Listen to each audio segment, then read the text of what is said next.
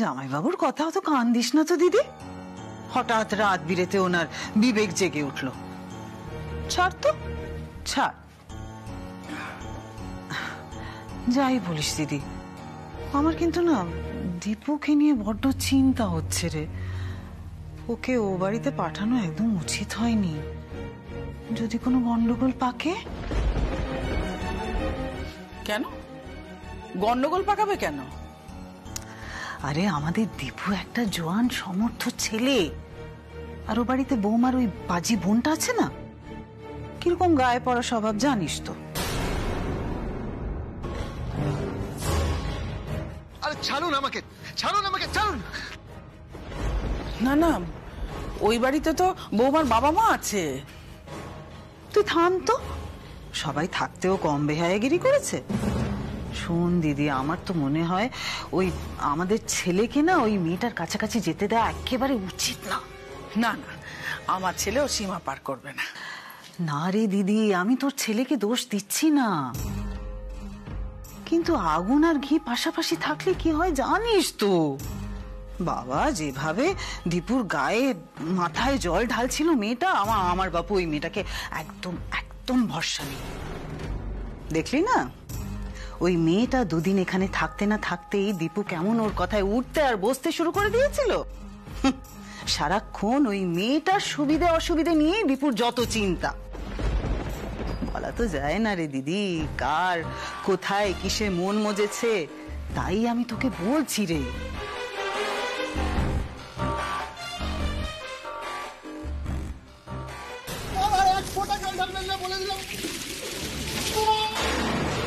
মা, প্রথমবার উনি না বুঝে ভুল করে ফেলেছেন, প্লিজ ওনাকে এবারটা ক্ষমা করে দাও।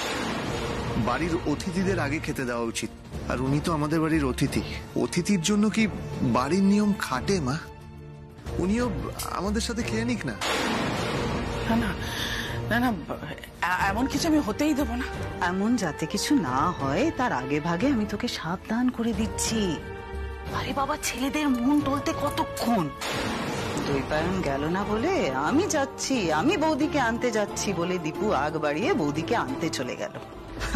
সেটা কি শুধু বৌদির জন্য, নাকি ওখানে বৌদির বোন আছে বলে, ওই অপু আছে বলে?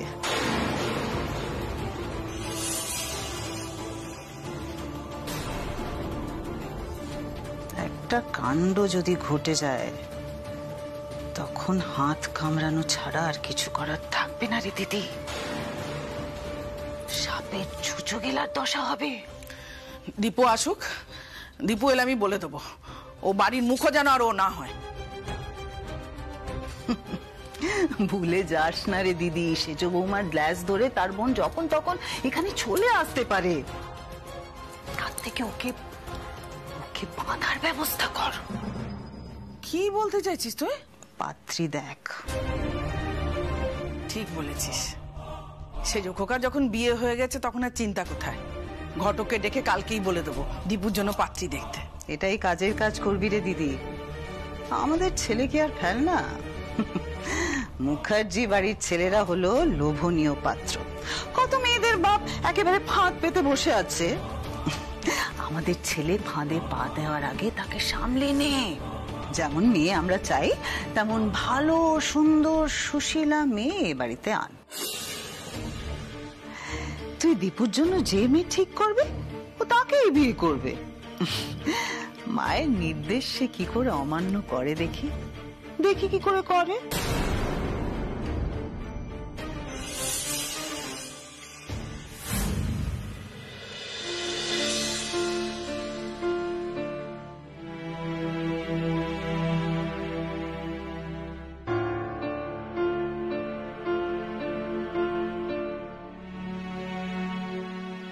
দিদি ভাই চলে গেলে চাকরির পরীক্ষাটা নিয়ে ভাবতে হবে, কিন্তু পরীক্ষার সেন্টারটা এত দূরে পড়লো কেন কে জানে।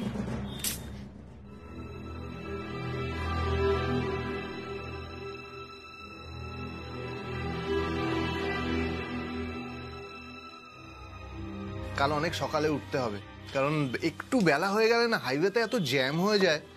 সেজো বৌদি, তুমি কিন্তু একটু ভোর ভোর উঠে পড়ো। হ্যাঁ,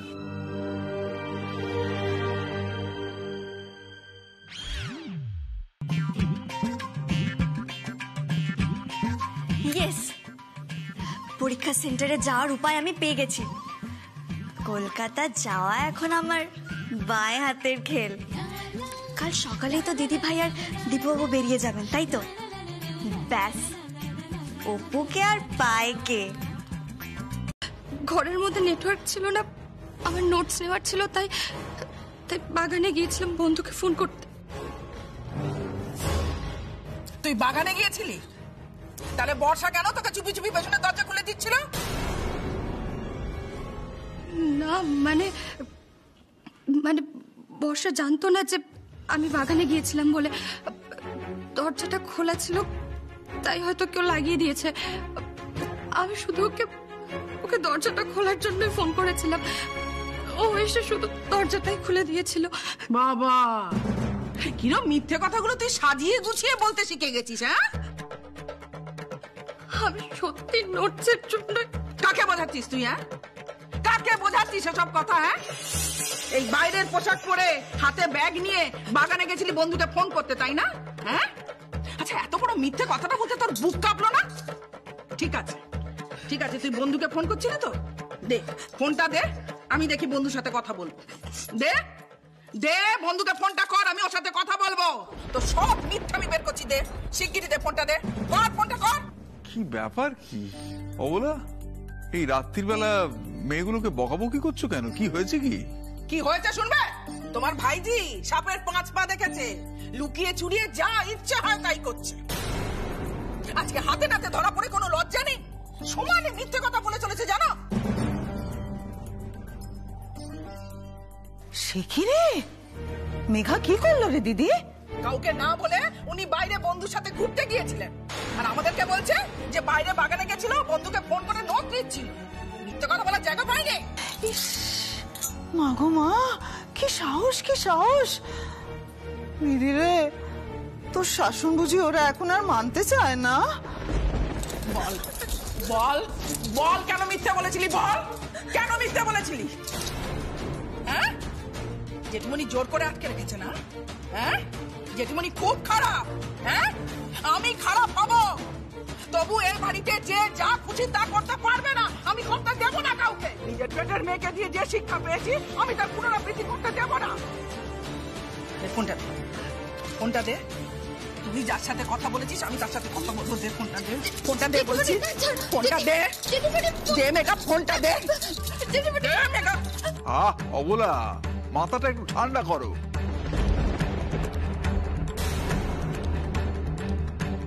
থামুন তো জামাই বাবু, এর পরেও কি দিদি মাথা ঠান্ডা রাখতে পারে?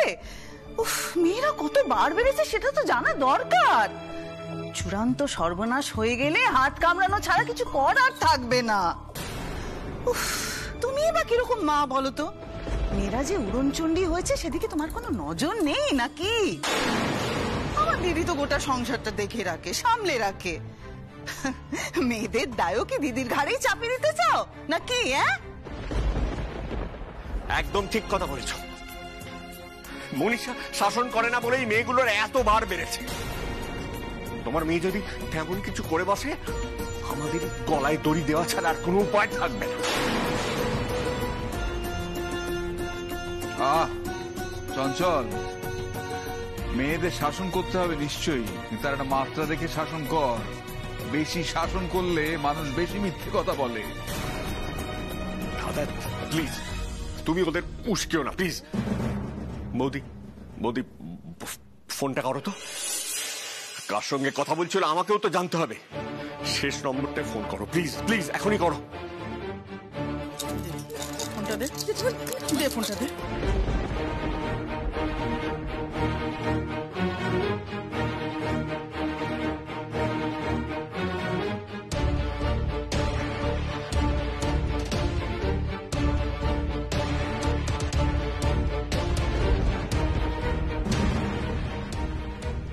শেষ ফোনটা বর্ষাকে করেছিল, কিন্তু তার আগের নাম্বারটা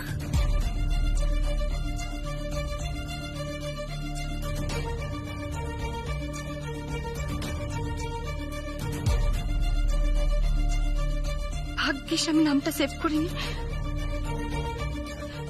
ওটাই তো আমার বন্ধুর নাম্বার। বর্দি ভাই বয়ফ্রেন্ড নয় তো?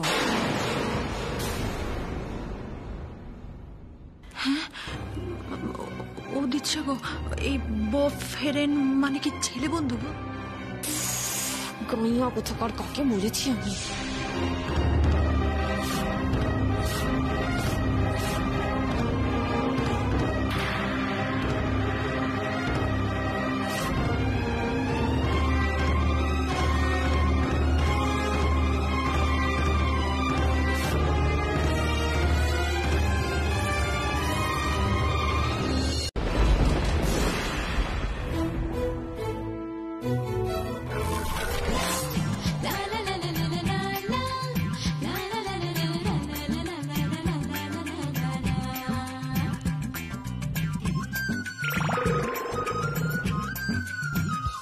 আপনি আপনি ডিকিতে কখন উঠেছেন? ভোর রাতে। আপনার কি মাথা টাথা খারাপ আছে কি? আপনি জানেন আপনাকে ওখান থেকে বেরোনোর সময় আপনার দিদি দেখতে না পেয়ে কত কান্নাকাটি করছিল? বাড়ির প্রত্যেকটা লোক হন্যে হয়ে খুঁজছিল আপনাকে, হয়তো এখনো সবাই খুঁজে যাচ্ছে, আর আপনি এখানে উঠে বসে আছেন। ব্যাপারটা কি? হ্যাঁ, ব্যাপারটা কি আপনার? আস্তে আস্তে সব বলছি, কেন এসেছি, কি কারণে এসেছি সব বলছি। দরকারটা যে খুব জরুরি, না হলে কি আর কেউ এত কষ্ট করে ডিকিতে চড়ে? কি এমন জরুরি দরকার আপনার শুনি যে এরকম লুকিয়ে লুকিয়ে আসতে হলো? পরীক্ষার সিটটা যে এই এলাকাতেই পড়েছে। পরীক্ষা? কিসের পরীক্ষা? সরকারি চাকরির। বাড়ি গিয়ে দেখি প্রিলিমস পরীক্ষার অ্যাডমিট কার্ড এসেছে, তাই তো পরীক্ষা দেওয়ার জন্য পালিয়ে এসেছি। পালিয়ে? পালিয়ে কেন? তার কি করব, আপনাদের বাড়িতেও যেরকম একজন কড়া মানুষ আছেন, আমাদের বাড়িতেও আছেন, বুঝলেন? তিনি আমার বাবা। মেয়েদের পড়াশোনা করা চলবে না, চাকরি করা চলবে না। জানেন, আমার অ্যাডমিট কার্ডটা দেখে রাগে ছিঁড়েই দিল। বলে দিয়েছে বাড়ি থেকে বেরোলে ঠ্যাং ভেঙে দেবে। কিন্তু পরীক্ষাটা যে আমায় দিতেই হবে। জানেন, আমার অনেক দিনের স্বপ্ন সরকারি চাকরি করে নিজের পায়ে দাঁড়াবো, বিডিও হব। সেই স্বপ্ন আমি কিছুতেই নষ্ট হতে দিতে পারি না, কিছুতেই না। অনেক কষ্ট করে পড়াশোনা করেছি, পরীক্ষার ফর্ম ফিল আপ করেছি। তাই বাবা রাগ করুক আর যাই করুক, পরীক্ষা আমি দেবই। সেই জন্য বাবা মাকে না বলে লুকিয়ে এভাবে পালিয়ে এলেন? আপনি জানেন ওনারা কতটা চিন্তা করবেন? জানি, না বলে এখানে আসাটা ঠিক হয়নি, কিন্তু বিশ্বাস করুন এখানে আসার যে আর অন্য কোনো উপায় ছিল না। তাই বাধ্য হয়ে আপনাদের এই গাড়ির ডিকিতে লুকিয়ে চলে এসেছি। প্লিজ আমায় একটু হেল্প করুন।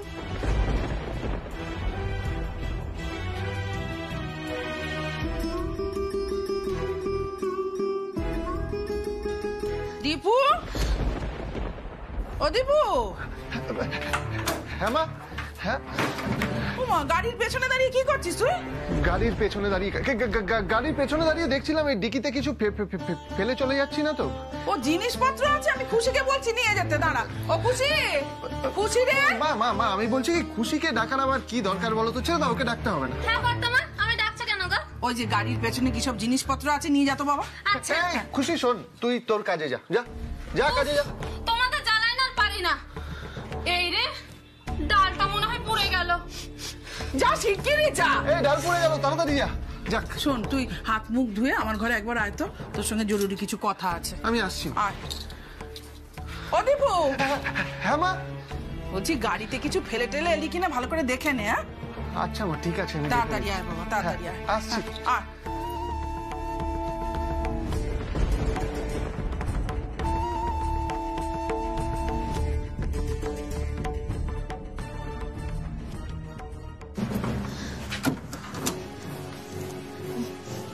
চলে গেছে?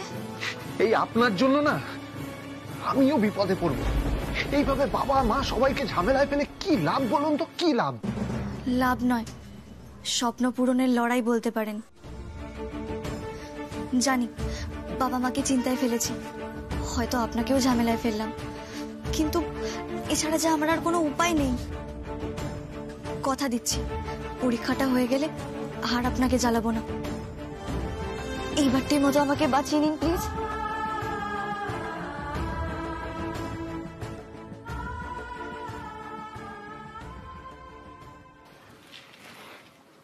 ঠিক আছে, বেরিয়ে আসুন।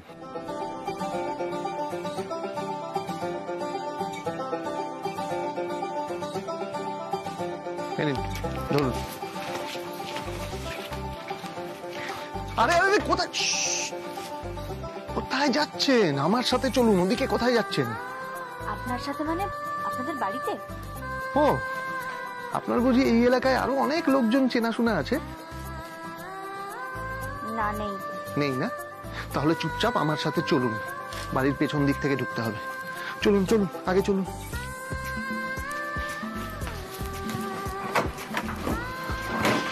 এই ছবিটা দেখ।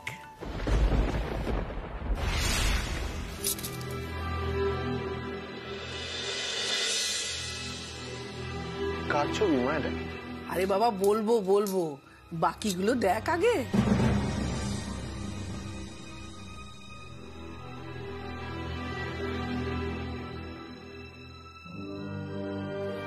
হ্যাঁ দেখলাম, কিন্তু এই ছবিগুলো আমায় কেন দেখাচ্ছ মা?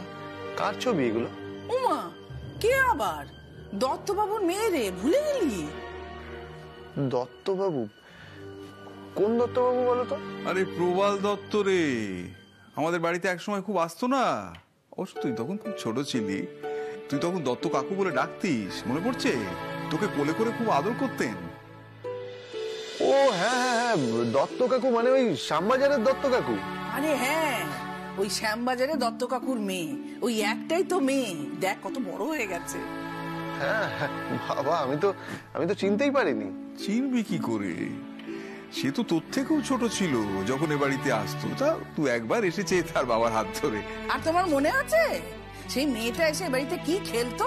একবার তো তোর সাথে ছাদে গিয়ে খুব হুড়োহুড়ি, বাপরে বাপ, পড়ে যাচ্ছিল। তোর বাবা তোকে ডেকে খুব বকুনি দিয়েছিল, আর তুই ভ্যাঁ ভ্যাঁ করে কেঁদেই যাচ্ছিলি। হ্যাঁ, তোকে জীবনে ওই একবারই আমি দারুণ বকুনি দিয়েছিলাম, মনে পড়লো? হ্যাঁ মনে পড়েছে। এই দেখ, সেই মেয়ে কত বড় হয়ে গেছে, পড়াশোনাও করেছে রে। কলেজ পাস করে গেছে মা? হ্যাঁ রে, ওই পাশে টাশে কি আছে না, ওইটাতে বিএ পাস করেছে। বিয়ের জন্য ওইটুকু লেখাপড়া জানলেই যথেষ্ট। এখন ওরা মেয়েটার জন্য ভালো পাত্র খুঁজছে।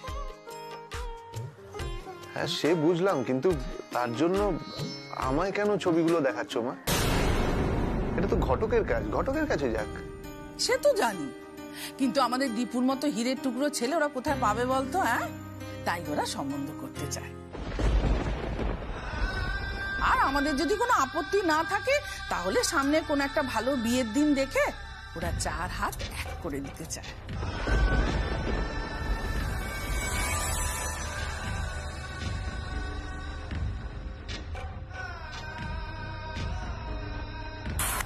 চোখে দেখতে পান না নাকি?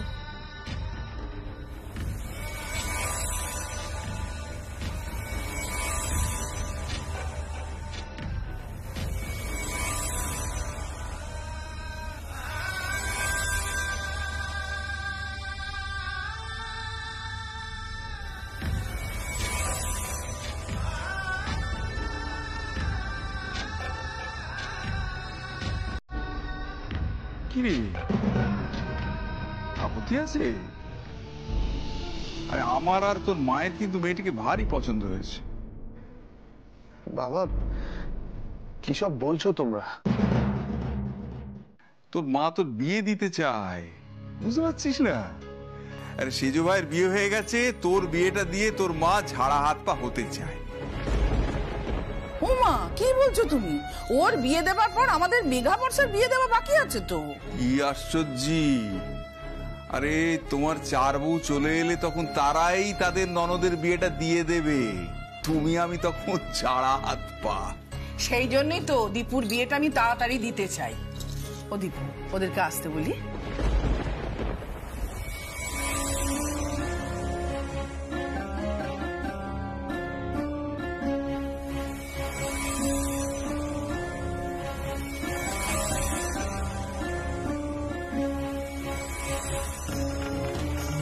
এই যে ছেঁড়া ওড়নাটা, এটার মধ্যে অদ্ভুত কিছু স্মৃতি রয়ে গেল।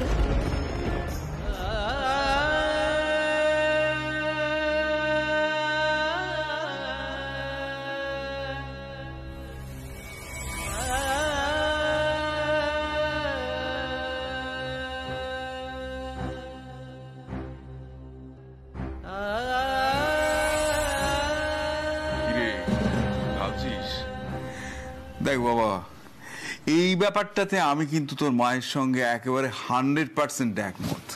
আমি 100% তোর মাকে সমর্থন করছি। আমিও চাই তুই তাড়াতাড়ি বিয়েটা সেরে ফেল।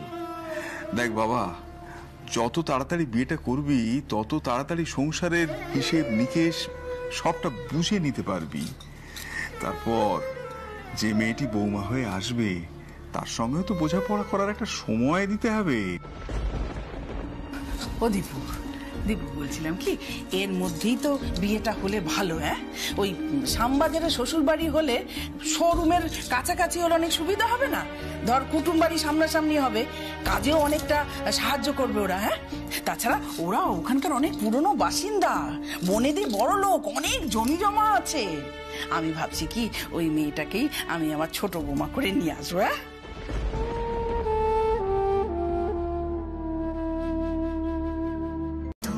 হ্যাঁ, যে বলো দিবস রজনী, ভালোবাসা ভালোবাসা, কে গান করছে? সুখী ভাবনা কাহারে বলে, আরে সুখী গানটা তো দীপুর ঘর থেকে আসছে। বলে ওর ঘরে কে? যে বলো দিবস রজনী, ভালোবাসা ভালোবাসা।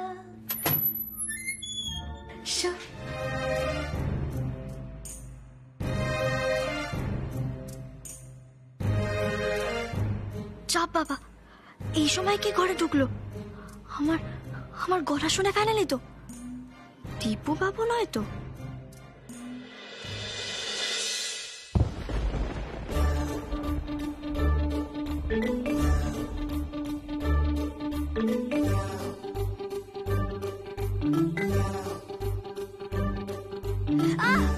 কিসের আওয়াজ হলো?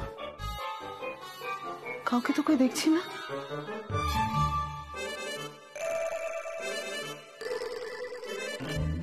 কিন্তু পরিষ্কার একটা মেয়ের গলার আওয়াজ শুনলাম। দীপু তো এখন দিদির ঘরে। তাহলে তাহলে এ ঘরে কে ঢুকলো?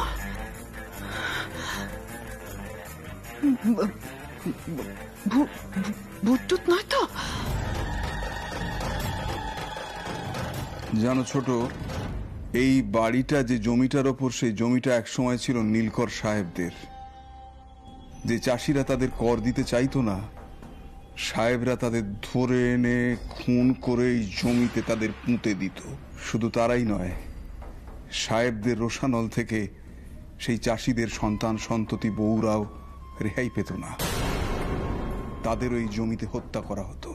তাই তো এই জমি কেনার পর আমি যত পেরেছি শান্তি সস্তায়ন পুজো আচ্ছা করে অপদেবতা তাড়িয়েছি, তারপর বাড়িটা করেছি।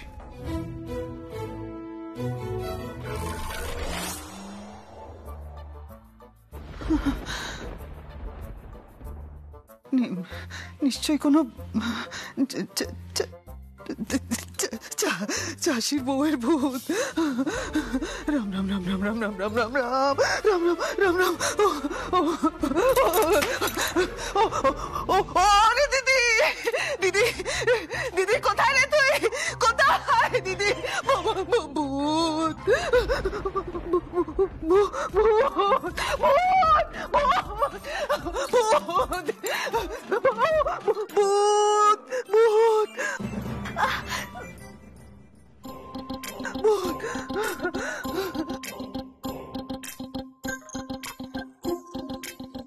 ওরে বাবারে, আন্টি তো আর ভূত দেখার সময় পেল না। আমি ব্যথার চোটে যে মরে ভূত হয়ে যাব। রাম রাম রাম রাম রাম রাম রাম রাম রাম রাম রাম রাম। কি হয়েছে তোমার? তুমি চিৎকার কেন করছো? হ্যাঁ,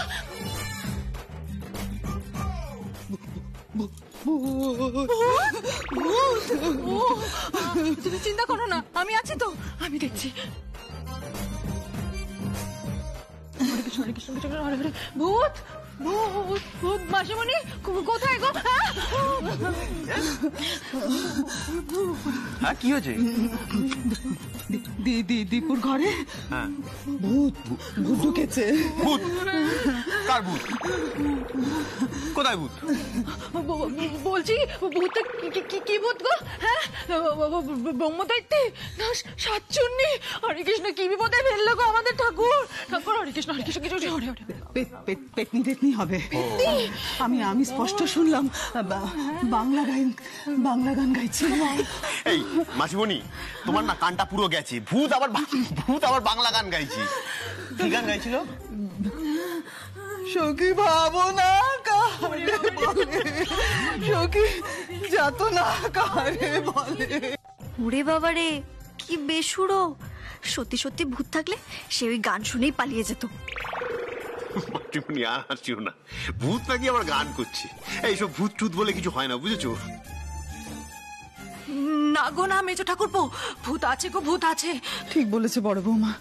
তোর বাবাটা একদিন আমাকে বলেছিল এই বাড়ির জমিতে নাকি নীল সাহেবেরা অনেককে মেরে পুঁতে রেখেছে।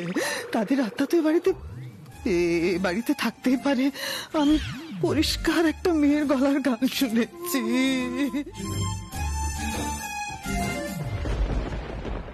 এটা তুমি কি বলছো ছোট ঠাকুরপো? না না, এটা হয় না। তুমি ওকে এভাবে এই বাড়িতে কতদিন লুকিয়ে রাখবে? বেশি দিন তো না, আজ রাতটা আর কালকের দিনটা। পরশু তো ওর পরীক্ষা। পরশু পরীক্ষা হয়ে গেলেই আমি নিজে গিয়ে ওকে বাড়িতে পৌঁছে দিয়ে আসবো, অন্তত বাড়ির কাছাকাছি পৌঁছে দিয়ে আসবো। কোনো চিন্তা করো না তুমি। তুমি তো আসল সমস্যাটাই বুঝতে পারছো না ছোট ঠাকুরপো। বাড়িতে ফিরে মেয়েটাই বা কি উত্তর দেবে? আর তাছাড়া এই দুদিনও এই বাড়িতে থাকবে। তুমি ভাবতে পারছো এই দুদিনের মধ্যে যদি কেউ জানতে পারে বা কেউ দেখে ফেলে কি হবে? না না, তার চেয়ে আজই সবকিছু সবাইকে জানিয়ে দাও, তাতে যা হবার তাই হবে। আরে বৌদি, তুমি কি বলছো? তোমার মাথাটা খারাপ হয়ে গেছে নাকি? তুমি জানো না বাড়ির সবাই যদি জানতে পারে যে অপু এইভাবে এই বাড়িতে ঢুকেছে তাহলে লঙ্কা কাণ্ড হয়ে যাবে। তার চেয়ে বরং আমি যেটা বলছি সেটাই করো, বাড়ির কেউ জানতে পারবে না। হ্যাঁ দিদি ভাই, উনি ঠিক কথাই বলেছেন। এতক্ষণ যখন জানতে পারেনি, পরেও জানতে পারবে না। তুইও তো জানতিস না বল, উনি বললেন বলেই তো। তুই চুপ করবি অপু? একটা কথা! কি হলো রে? আপনার হাতে কি হলো? কই দেখি, কিছু না তো। দেখি কিছু না মানে? আপনার হাতটা দেখান দেখি। বাবা, বড় সড়ো চোট মনে হচ্ছে। কি করে হলো? আমি তো গায়ে হাত তুলে না না দিদি ভাই, এটা ওই আন্টি টু এর জন্য হয়েছে। মানে? ওই ভূতের ঝামেলার জন্যই তো আমি বাথরুমে পড়ে গেলাম।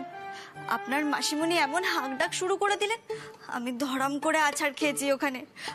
আর পড়বি পর হাতের উপরেই পড়েছি। উফ, কি যে ব্যথা করছে। অপু বলছি, শোন না রে, আমি তোকে একটু চুন হলুদ গরম করে ওখানে লাগিয়ে দেবো, দেখবি ব্যথাটা অনেক কম হবে। আরে না না সেজ বৌদি, কি বলছো? চুন হলুদ মানে? হাতটা বেশ ফুলে উঠেছে, ডাক্তার দেখাতে হবে, দরকার পড়লে এক্সরে করতে হবে। না না, এত কিছু করার দরকার নেই। আমার হাতে ব্যথাটা একটুখানি কমে গেলেই হবে।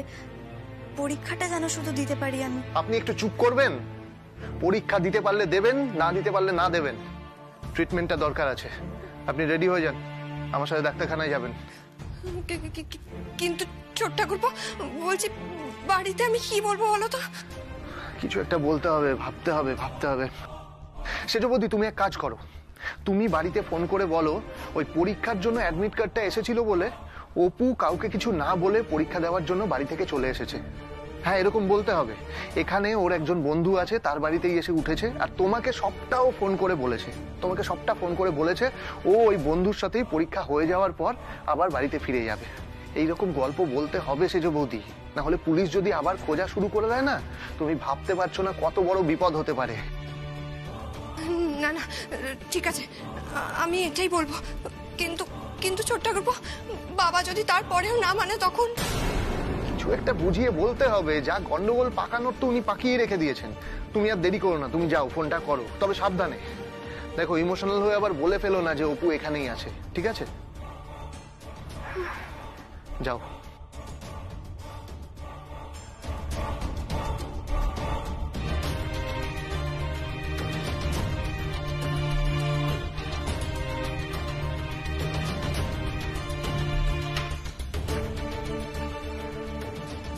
কি ভাবছেন? যান, রেডি হয়ে নিন, আপনাকে নিয়ে ডাক্তারখানায় যাব। যান। ওহো, আপনার তো এখনো কিছু খাওয়াই হয়নি। কি করি আমি? আমার তো জোর খিদে পেয়েছে। খিদে পেলে আবার আমার মাথা ঠিক থাকে না। তাই বলে আবার চুরি করে খাওয়ার জন্য বাইরে বেরিয়ে যাবেন না, তাহলে আর গন্ডগোলের অ্যাক্সেস হয়ে যাবে। তাহলে টাইম টু টাইম আমার খাবারটার ব্যবস্থা করে দিন। ওকে, আচ্ছা ঠিক আছে, আমি দেখছি রান্নাঘর থেকে কোনো রকমে যদি আপনার জন্য কিছু খাবার নিয়ে আসা যায়। তাড়াতাড়ি আনবেন কিন্তু। একে হাতে ব্যথা, তারপর আবার খিদের চোটে পেটে ব্যথা না শুরু হয়ে যায়। অদ্ভুত মেয়ে তো আপনি। ও মা, অদ্ভুতের কি হলো? খিদে পেয়েছে তাই তো বললাম। এটাই মুশকিল জানেন তো, খিদে পেলে আমার বাবার তর্স হয় না। ঠিক আছে থাক, প্রবলেম হলে ছেড়ে দিন, আমি না হয় উপোস করেই। মুখটা বন্ধ রাখবেন, আপনি মুখটা বন্ধ রাখুন, তাহলেই হবে। হ্যাঁ, আমি যাচ্ছি, কিছু খাবার নিয়ে আসছি, খাবারটা খেয়ে রেডি হয়ে নেবেন। আপনাকে নিয়ে আবার বাড়ি থেকে লুকিয়ে লুকিয়ে বার হতে হবে। আমাদের বাড়ির কাছেই দুজন ডাক্তারের চেম্বার আছে, যে কোনো একজনের কাছে আপনাকে নিয়ে যেতে হবে। হাতটা ভালো করে দেখাতে হবে। ইস, কি অবস্থা হাতটার। আমি আসছি।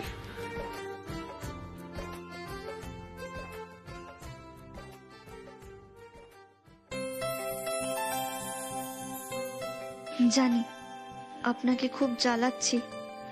গ্রামে আপনাকে একবার হেল্প করেছিলাম বলে আপনি আমায় আগুনের হাত থেকে বাঁচিয়েছিলেন।